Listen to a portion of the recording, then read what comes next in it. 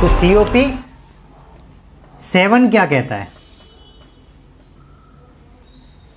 Basically COP 7 जो है वो है क्लिनिकल प्रोसीजर्स के लिए, जो हम सर्जिकल प्रोसीजर्स या क्लिनिकल प्रोसीजर्स करते हैं उसके बारे में बात करता है। तो क्लिनिकल प्रोसीजर्स के लिए हमारी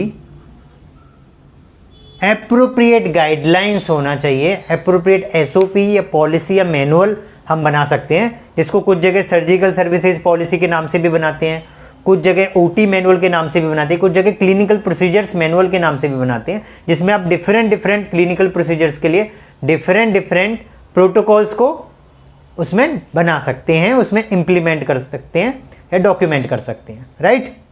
सो क्लिनिकल प्रोसीजर्स जो होंगे वो बेस्ड ऑन रिटन गाइडलाइंस के ऊपर होंगे, ये भी ध्यान रखना है। उसमें गाइडलाइंस का सहारा जरूर लेना है। कोई भी आप प्रोसीजर्स को करेंगे तो उसमें कौन सी गाइडलाइन फॉलो करेंगे, कौन सी सर्जरी करने के लिए किस प्रोटोकॉल, कौन से गाइडलाइन के SOPs को आप फॉलो करेंगे, इस चीज़ का जरूर ध्यान रखना है। तो SOP आपकी कैसे डेवलप होगी? Based on the written guidelines, जो मैं गाइडलाइन के बारे में आपको पहले क्लास में भी बता चुका हूँ कि पहले क्या क्या गाइडलाइन आपको फॉलो करनी है, कहाँ से वो गाइडलाइन मिलेंगी, वो क्लियर है। आप अपने क्लिनिकल प्रोसीजर्स में इम्प्रूवमेंट लाने के लिए क्लिनिकल ऑडिट भी कर सकते हैं। क्लिनिकल ऑडिट एक अलग पूरा विषय है, इस पर हम आगे भी बात कर देंगे। सो क्लिनिकल प्रोसीजर्स के बारे में इसमें बात होती है, तो आप ये चीज़ का ध्यान रख लीजिए कि क्लिनिकल प्रोसीजर के लिए हम मेनली ये ध्यान रखेंगे कि जो इसके लिए अप्रूव्ड है काम करने के लिए वो डॉक्टर क्वालिफाइड हो, यानी कि उसके बाद डिग्री हो एप्रोप्रिएट उस प्रोसीजर को करने के लिए, रजिस्ट्रेशन हो वैलिड, और प्रिविलेज हो उसके पास, आपने इसको प्रिविलेज किया हो। प्रिविलेज क्या होता है इसको डिटेल में हम HRM चैप्टर में पढ़ेंगे, बट उसके पास प्रिविलेजिंग राइट्स होना चाहिए प्रोसीजर को करने के लिए। तो मैन पावर की रिक्वायरमेंट आ गई कि किस टाइप की मैन पावर होगी प्रोसीजर्स को करने के लिए, वो। दूसरा, सेफ्टी एंश्योर करना है हमें प्रोसीजर की, स्टैंडर्ड प्रिकॉशन हमें इंश्योर करना है प्रोसीजर की।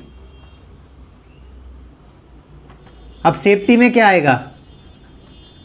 WHO की सर्जिकल सेफ्टी गाइडलाइंस, वो क्या कहती है? उसमें हम एक चेकलिस्ट डेवलप करते हैं जिसको शॉर्ट में SSCL, surgical safety checklist, WHO की, आपको गूगल पे भी मिल जाएगी।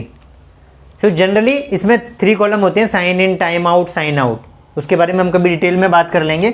सो बेसिकली हमें WHO की सर्जिकल सेफ्टी चेकलिस्ट फॉलो करेंगे तो पेशेंट का प्रोसीजर्स में सेफ्टी होगी। ये क्यों फॉलो करते हैं वो समझिए। NABH की गाइडलाइन ये कहती है कि आपको प्रिवेंट करना है wrong site, wrong patient, wrong surgery को। तो इसको प्रिवेंट करने के लिए हम क्या क्या पैरामीटर्स फॉलो करेंगे वो हमें प्रोटोकॉल्स पॉलिसी में डेवलप करना पड़ेगा। तो एक तो हो गया हमें WHO surgical safety checklist follow करना है, इसमें ही बहुत सारे पैरामीटर लिखे हैं, उनको हम फॉलो करेंगे। जैसे पेशेंट का आइडेंटिफिकेशन प्रॉपर होना चाहिए, जिसमें UHID मस्ट है, और दूसरा आप ले सकते हैं पेशेंट का नाम। तो ID बैंड अगर आप अपने सेटअप में यूज करते हैं तो बेस्ट है। पेशेंट होश में भी नहीं, अनकॉन्शियस भी है, तो भी आप उसकी ID बैंड देख के पेशेंट को आइडेंटिफाई कर सकते हैं। दूसरा, साइट मार्किंग,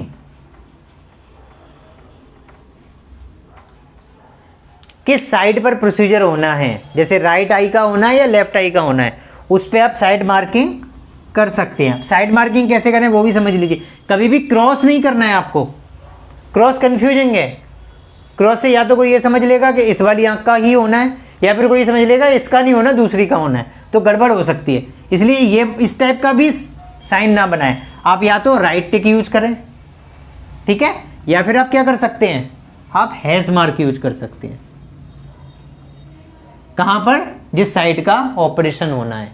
तो ये प्रोटोकॉल्स आप फॉलो कर सकते हैं। इसकी सेफ्टी के लिए, सर्जिकल सेफ्टी के लिए आप और किन चीज़ों का ध्यान रख सकते हैं, मैं ये पॉइंट्स लिखे रहने देता हूँ, बाकी आपको समझा देता हूँ।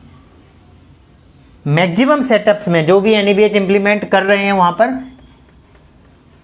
या जो नहीं भी है वहाँ पर, एक प्री ऑपरेटिव चेकलिस्ट यूज करते हैं। ये भी पेशेंट की सर्जिकल सेफ्टी में बहुत इंपॉर्टेंट होती है। प्री ऑप चेकलिस्ट भी बोलते हैं इसको, जिसमें कि हम जनरली लिखते हैं पेशेंट्स का आइडेंटिफिकेशन हो गया है, साइट मार्किंग हो गई है, पेशेंट्स को डेंचर या उसको कोई आर्टिफिशियल कुछ भी उसको ने पहना हुआ है उसको रिमूव कर दिया गया है, उसके वायरल मार्कर हो गए हैं, वो एक चेकलिस्ट है जो कि सेफ्टी को और ज़्यादा इंश्योर करती है। तो आप उसको ज़रूर फॉलो करिए। अगर आपके सेटअप में नहीं है ये तो आप इसको डेवलप करिए, बनाइए, राइट। और अगर ऑलरेडी है तो उसमें चेक करिए कि कहीं कोई पॉइंट, साइड मार्किंग का पॉइंट है या नहीं है, मिसिंग तो नहीं है। अगर कोई भी पॉइंट मिसिंग है तो आप उसको ज़रूर ऐड कर लीजिए, ठीक है। दूसरा, सर्जिकल सेफ्टी चेकलिस्ट WHO आपको फॉलो करना है। ये फॉलो करके आप पेशेंट को गलत सर्जरी, गलत प्रोसीजर, गलत साइड का ऑपरेशन होने से बचा सकते हैं। ये बहुत इंपॉर्टेंट है इसमें एस्पेक्ट। दूसरा, स्टैंडर्ड प्रिकॉशंस के लिए हम क्या करें। स्टैंडर्ड प्रिकॉशंस के लिए हमारा प्रॉपर पॉलिसी डॉक्यूमेंट होना चाहिए, जो हम एक मैनुअल बना रहे हैं क्लिनिकल प्रोसीजर का, उसी में हम डेवलप कर सकते हैं, मेंशन कर सकते हैं कि हाइजीन का क्या प्रोटोकॉल रहेगा, इंस्ट्रूमेंट की क्लीनिंग का क्या प्रोटोकॉल है। इंस्ट्रूमेंट क्लीनिंग एक अलग पूरा टॉपिक है जिसको हम इन्फेक्शन कंट्रोल वाले चैप्टर में कंप्लीट करेंगे, तो उसका क्या प्रोटोकॉल रहेगा, राइट। और जो पेशेंट है उसको इन्फेक्शन कंट्रोल के लिए किस चीज़ का ध्यान, ये मैं बहुत इंपॉर्टेंट चीज़ें बताना चाहूँगा। कुछ जगह ना ब्लेड यूज करते हैं, साइड को, जिस साइड को ऑपरेट करते हैं वहाँ पर ना ब्लेड से हेयर्स को रिमूव करते हैं, ये गलत प्रैक्टिस है। इससे क्या होता है, स्किन कई बार इंपैक्ट कर जाती है, स्किन पर क्या हो जाता है, ब्लड आ जाता है, छिल जाती है और इन्फेक्शन का सोर्स बन जाती है। तो इस स्किन डैमेज होगी तो क्या होगा, डेफिनेटली इन्फेक्शन का एक सोर्स बन जाएगा। तो इसलिए ट्रिमर यूज करना चाहिए। तो अगर आज तक आप यूज कर रहे थे अपने सेटअप्स में ब्लेड का, तो प्लीज़ ब्लेड यूज करना बंद कर दीजिए। हेयर्स को रिमूव करने के लिए ट्रिमर यूज करिए, रिकमेंडेड है ट्रिमर। इस चीज़ का ध्यान रखना है। NSI को प्रिवेंट करने के लिए क्या करेंगे, वो आपके स्टैंडर्ड प्रिकॉशन में हो सकता है। नीडल इंजरी ना हो, जैसे रिकैपिंग को अवॉइड करना, ये भी आपके एक प्रोटोकॉल में हो सकता है, ठीक है। और इसमें सबसे इंपॉर्टेंट चीज़ ये भी है कि जिस पेशेंट का हम कोई प्रोसीजर कर रहे हैं, मैं एक बार आपको बताता हूँ, हम क्लिनिकल प्रोसीजर की बात कर रहे हैं यहाँ पर, तो ये भी इम्पोर्टेंट है कि उससे कंसेंट जो हो वो कौन सा टाइप का हो, इन्फॉर्म्ड कंसेंट हो। इसको हम PRE चैप्टर में डिटेल में पढ़ेंगे, बट इन्फॉर्म्ड कंसेंट का मतलब ये है कि उसको रिस्क, बेनिफिट्स, अल्टरनेटिव्स, ये प्रोसीजर करने से पहले क्लियरली लिखित में बताए जाएं, समझाए जाएं, पेशेंट से साइन लिए जाएं। कंसेंट का जैसे मैंने आपको बताया था कि पेशेंट के साइन लेना सबसे ज़्यादा ज़रूरी है। पेशेंट ऐसी कंडीशन में नहीं है या पेशेंट क्या है, माइनर है, छोटा है, तब आप उसके गार्जियन के ले सकते हैं, अदरवाइज पेशेंट के ही साइन लेना जरूरी है। प्लस उसको डॉक्टर, जो सर्जन है, जो उसका प्रोसीजर करेगा, उसके साइन होना जरूरी है, या उन डॉक्टर की टीम का कोई मेंबर भी कर सकता है। बट अगर वो ट्रेनी स्टाफ है, अंडर ट्रेनी है, अभी वो रिक्रूटेड नहीं है, फुल टाइम डॉक्टर नहीं है, तो किसी न किसी कंसल्टेंट, किसी न किसी डॉक्टर के सुपरविजन में वो उसका साइन करेगा, उसको क्रॉस साइन करना पड़ेगा। यानी कि हो सकता है ट्रेनी पेशेंट को समझाए, बताए कि उसको क्या रिस्क, बेनिफिट्स, अल्टरनेटिव्स हैं, बट उसको सुपरवाइज कौन करेगा, उसका जो इंचार्ज है, टीम का जो इंचार्ज है, जो हेड है, वो उसको सुपरवाइज करेगा, ठीक है।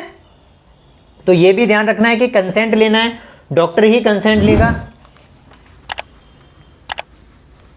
और पेशेंट को प्रोसीजर करने के लिए भेजने से पहले उसकी प्री असेसमेंट होना चाहिए, ठीक है, उसको प्री ऑफ असेसमेंट भी बोलते हैं।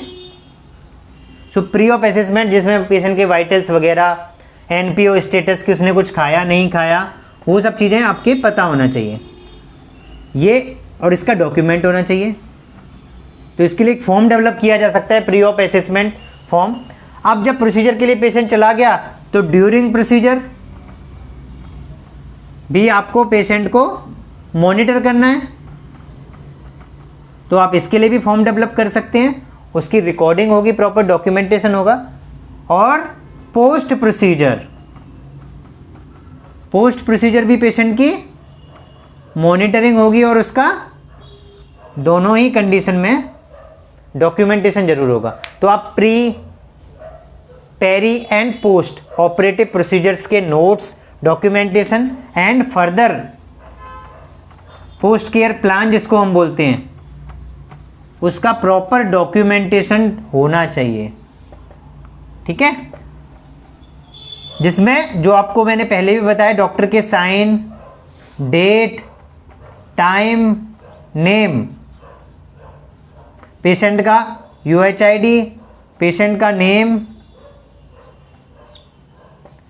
एप्रोप्रिएटली मेंशन होना चाहिए। जो डॉक्टर ने प्रोसीजर किया है उसके OT नोट्स या प्रोसीजर नोट्स इसको हम बोल सकते हैं, स्टेप वाइज क्या क्या आपने प्रोसेस किया, सेलिएंट उसके स्टेप्स जो थे वो सब आपको मेंशन करना पड़ेगा अपने OT नोट्स में, और उसको डॉक्यूमेंट करना पड़ेगा, ठीक है। जहाँ पर भी मैं डॉक्यूमेंट की बात करूँगा तो उसमें जो भी प्रोसीजर कर रहा है वो या उसकी टीम डॉक्यूमेंट कर सकती है, लेकिन उस इंचार्ज को उसको वेरीफाई करना पड़ेगा with sign, date, time and name, ठीक है। तो ये COP स्टैंडर्ड में बेसिक ये सारी चीज़ें कवर होती हैं। क्लियर है? ठीक है, थैंक यू।